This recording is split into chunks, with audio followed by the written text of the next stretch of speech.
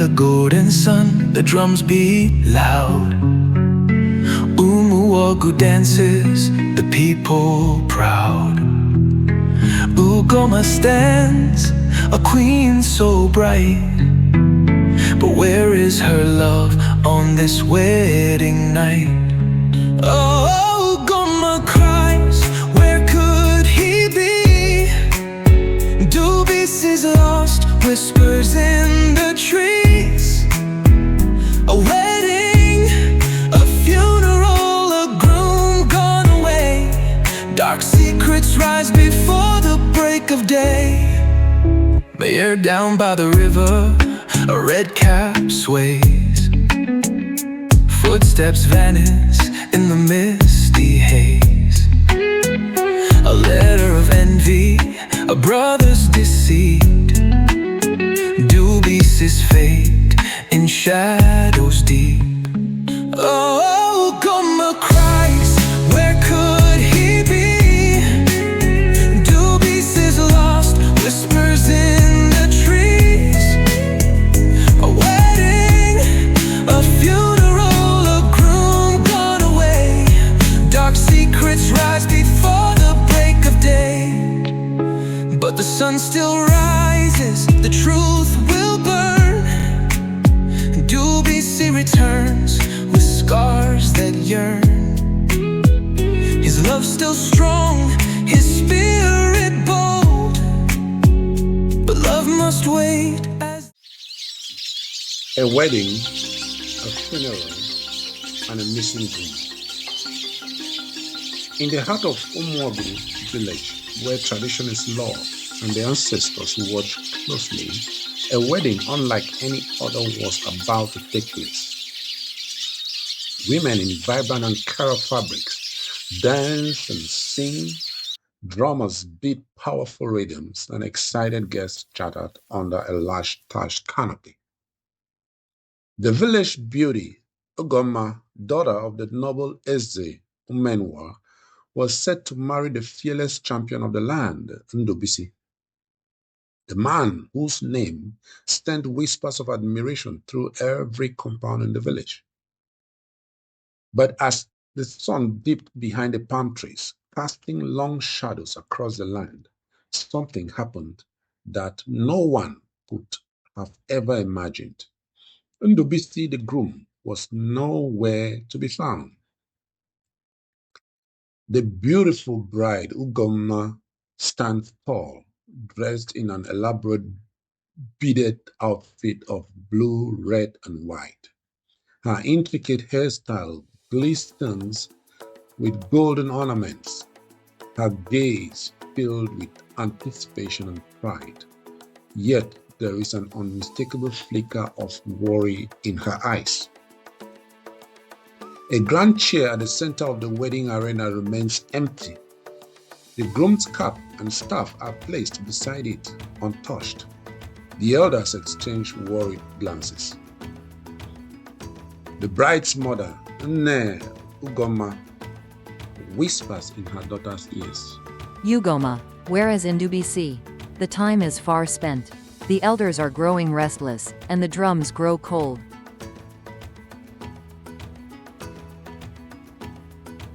Ugomma responds, "He is coming, Nne. He will not abandon me. He swore before the gods." But deep down, Ugomma's heart races. She knows something is wrong. She remembers the secret meetings she had with Ndubisi in the moonlight, the promises they made, and the forbidden love they shared despite the whispers of disapproval from some villagers.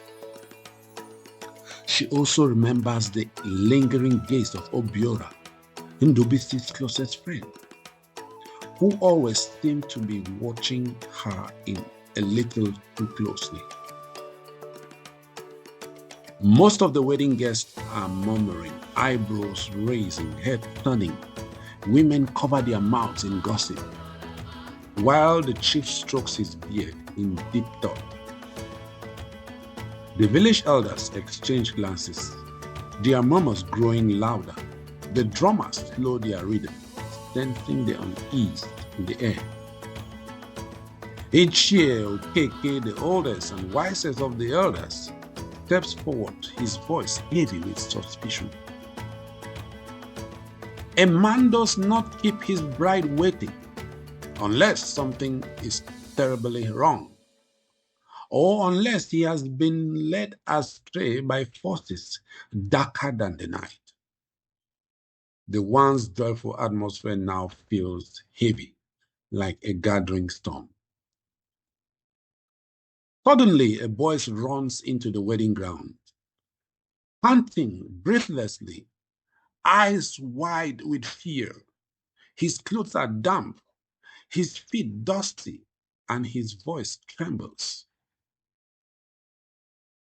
As he announces a shocking discovery, stammering, they found something by the river.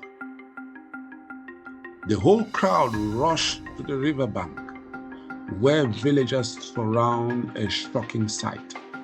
Ndubisi's red cap, half submerged in the flowing river, lies at the river's edge. Surrounded by scattered footprints, the scene is eerily quiet except for the soft rustling of leaves. Drops of dark blood stain the riverbank, leading into the dense, misty forest. The villagers hesitate to trail the stains, exchanging very nervous looks. Ugomma's hands are clenched, her face a mixture of shock and quiet determination.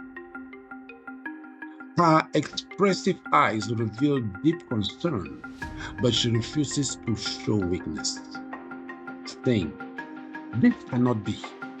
Ndubisi is a warrior. He is not weak like dry leaves blown by the wind." The village chief is the Umuagu, an elderly man with a powerful aura, rises from his throne, gripping his staff. His voice is heavy as he commands the strongest warriors to search for Ndubisi. "We must find out the truth. Search the forests, search the farmlands. The spirits must not take our champion without a fight." As the men scatter, Ugomma noticed Obiora lingering at the edge of the crowd. His face pale, his hands trembling. She catches his eye, and for a moment she sees something in his gaze. Guilt, fear, or perhaps both. A line of villagers holding burning torches march into the dark forest, their faces tense with fears and suspicion. Shadows dance against the trees as they search. As the village men search, an old hunch woman appears from the shadows, her frail fingers pointing at Ugomma. Her voice is raspy, her words cutting through the air like a knife.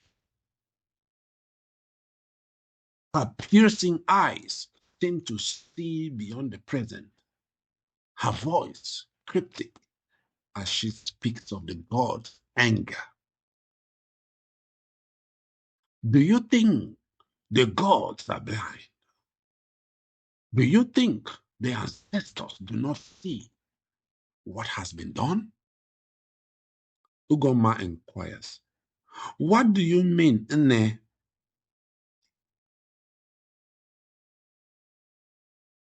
"The river does not take a man without reason, and a wedding does not come without its price.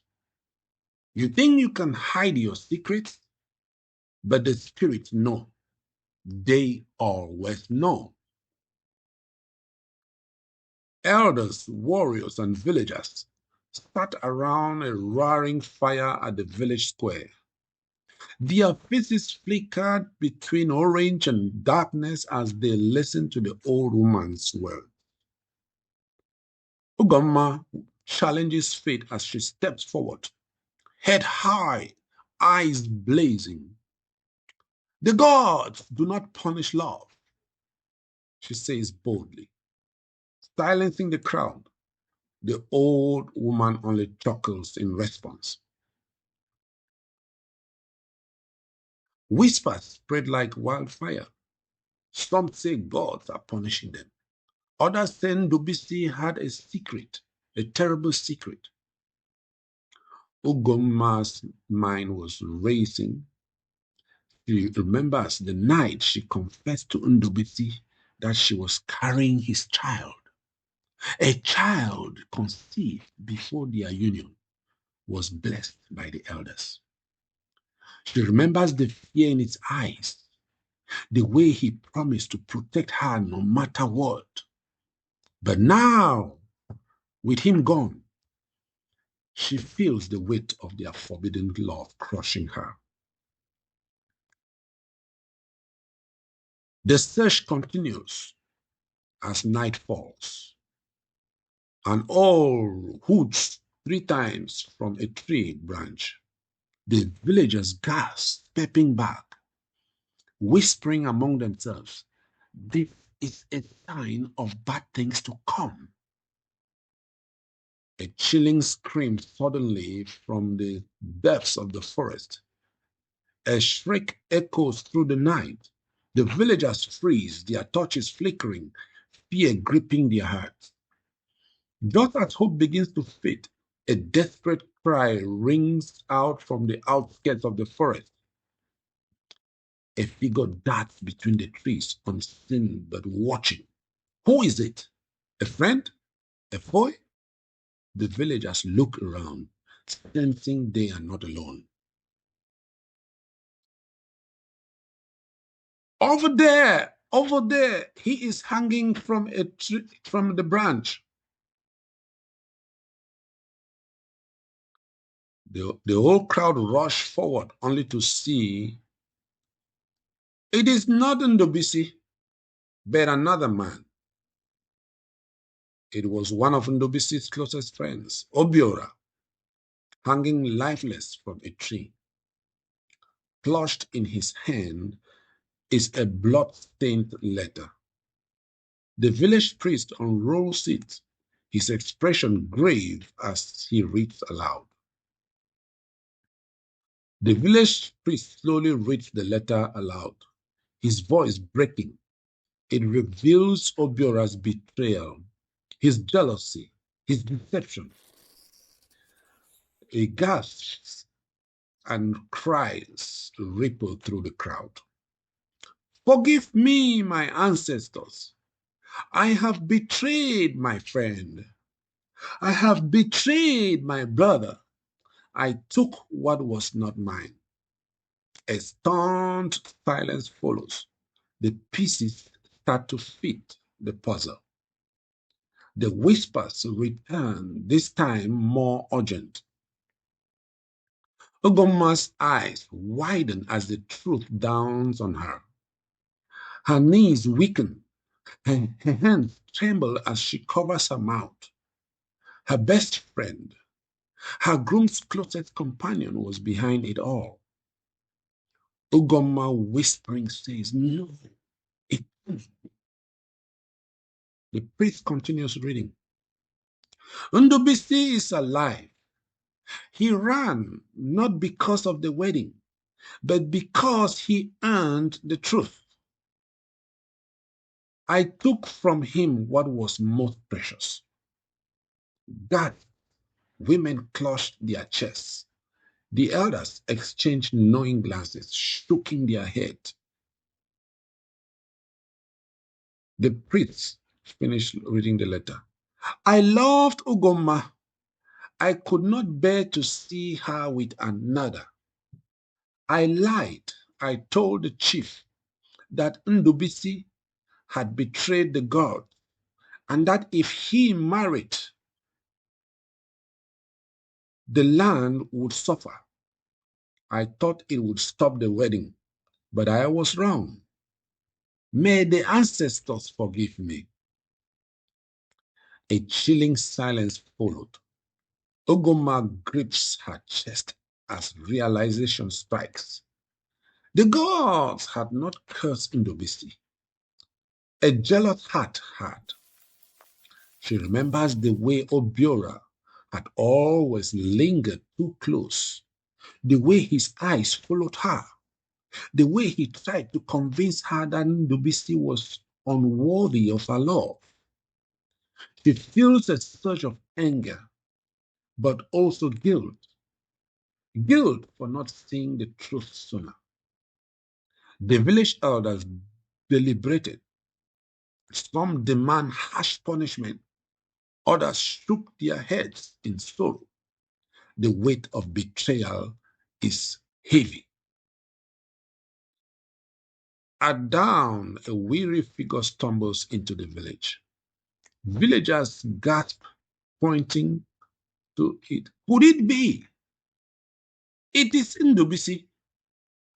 Ndubisi emerges, his once powerful frame weakened, his skin covered in dust, but his eyes are sharp, burning with untold stories.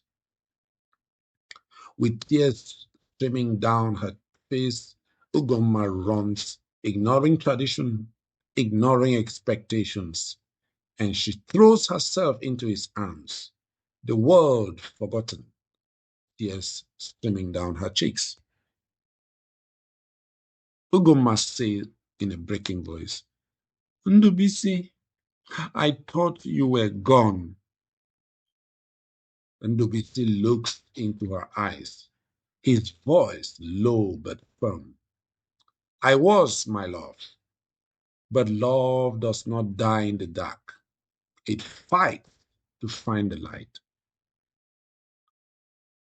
Some villagers cheered, relieved to see their champion. Others exchanged nervous glances, saying, does his return mean more trouble? The villagers fell to their knees, thanking the god. The drums resumed, but this time it is not a wedding song. It is a song of justice, a song of truth. Ugomma and Ndubisi embraced each other, their love stronger than ever. But the scars of betrayal remained. Ndubisi speaks the truth as he raises a weary hand, silencing the murmurs. His voice tough, quiet, but firm. I did not flee my bride. I fled a lie. The chief, His Royal Highness Ezde Umenwa, in a wise but firm voice, declares the wedding is postponed. Marriage should not be rushed under the shadow of deception. Obiora's funeral will be held in 3 market days. The funeral was held in a somber gathering. The villagers, dressed in mourning colors, paid their last respect to the fallen villager. His betrayal will not be forgotten, but his soul must be laid to rest. Ugomma and Ndubisi 3 days later took a private moment away from the crowds. They walked through the woods and sat by the river. You fought for us, Ugomma said. And Ndubisi smiled, and I always will, my love. The whispering river at midnight is believed its current hums with unseen voices. The path is never truly buried. The winds carry whispers of betrayal and lost love. The sun rises over the land the next day, washing away the darkness of the night. But some say, if you listen closely by the river at midnight, you can still hear the whispers of betrayal carried by the wind, and the faint, mournful cry of Obiora's spirit, forever bound to the land he had wronged. And so in Umuagu village, a wedding was postponed, a funeral was held, and a missing groom found his way back, not just to his bride, but to his destiny. But the tale of love, betrayal, and forbidden secrets would echo through the generations. A reminder that even the strongest bonds whispers in the trees. A wedding, a funeral, a groom gone away. Dark secrets rise before the break of day.